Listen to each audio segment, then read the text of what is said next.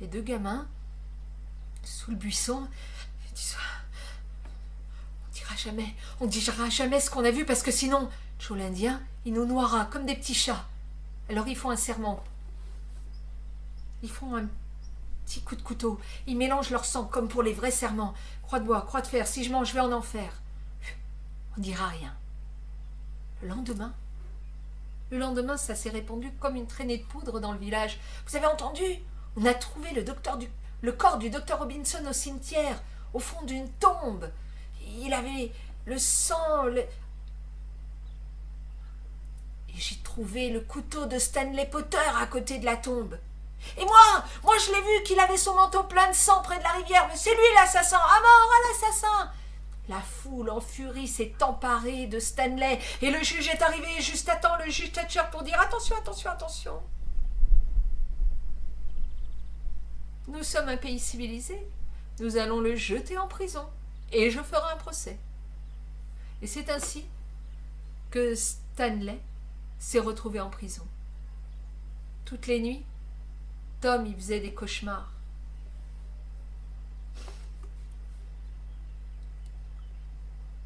Stanley, c'était quelqu'un de sympa. Bon, c'était un ivrogne, mais il leur donnait des pommes, il leur donnait des coups de main parfois, et puis il les faisait rire.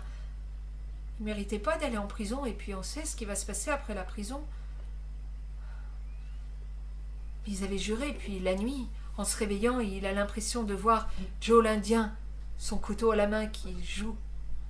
Mais non, c'est juste l'ombre d'une branche qui frotte contre la porte, contre la fenêtre. Et puis le premier jour du procès arrive. Et là, celui qui témoigne, jamais on n'aurait imaginé qu'il serait présent. C'est Joe l'Indien.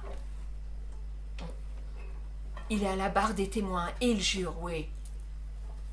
C'est vrai, le docteur Robinson, il nous demandait de venir dans le cimetière pour déterrer des cadavres, pour récupérer le foie, les yeux. « Ah, venez-en aux faits !» s'exclame le juge. « Eh bien, les faits, c'est que Stanley Potter a tué le docteur Robinson, j'ai rien pu faire. » Et le jour d'après, quelqu'un vient témoigner que ce couteau est bien le couteau de Stanley Potter. Et un autre, le jour d'après, vient dire qu'il l'a vu laver son manteau plein de sang près de la rivière. Et puis le dernier jour du procès arrive. Et là, coup de théâtre, quelqu'un de nouveau témoigne. Il est pâle, tremblant. Il jure de dire la vérité, toute la vérité. C'est Tom Sawyer. Oui, c'est vrai, j'étais dans le cimetière cette nuit-là. Oui, j'ai vu qui a tué le docteur Robinson. C'est Joe l'Indien, et il raconte tout, la façon dont ça s'est passé. Hé, attention, attention! Joe l'Indien s'échappe!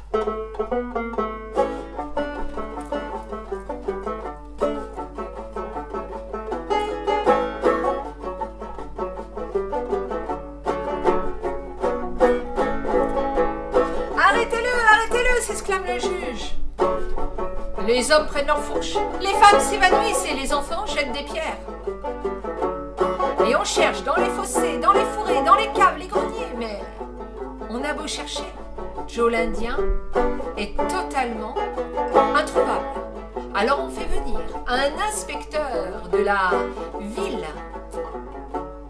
Il reprend l'enquête, interroge minutieusement et utilise des méthodes modernes. Mais il a beau faire, Joe l'Indien est toujours totalement, absolument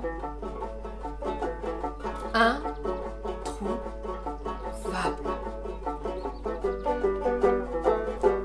Son cas est désespéré.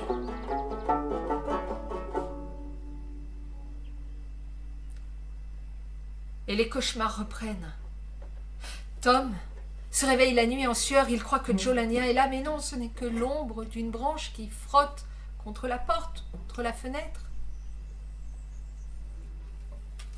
Et puis, la vie est bien difficile. Si vous le regardez, il n'est plus du tout en train de siffloter le nez au vent. Non, si vous le regardez, il avance les épaules basses, le pas lourd, il traîne les pieds.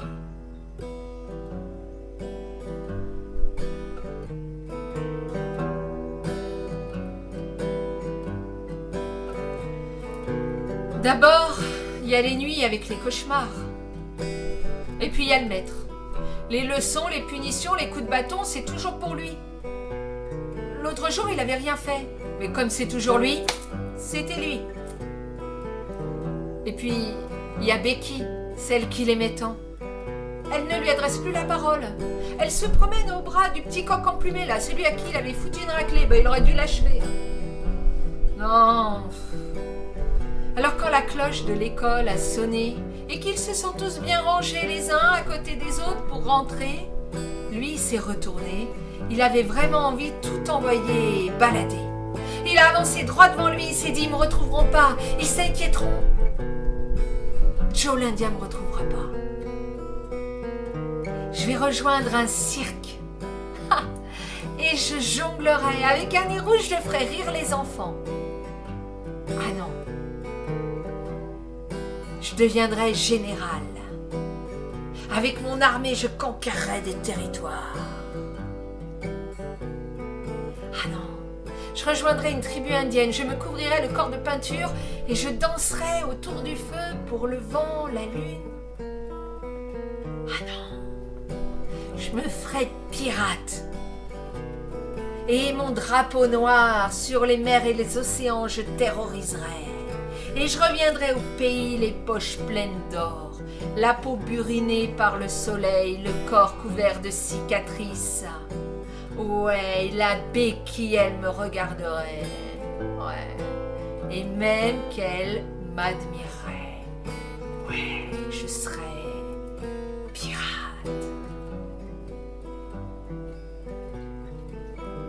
Oh, il y a un chien qui a hurlé à la mort. Ça, c'est mauvais signe, hein. Ratafiole, demain, pas d'école.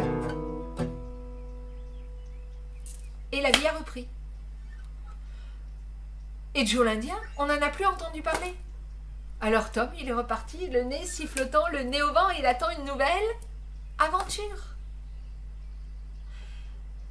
Et les nouvelles aventures de Tom, je vous les raconterai une prochaine fois. En attendant, il y a déjà des petites questions qui vous attendent pour plonger dans les aventures de Tom Sawyer de Mark Twain.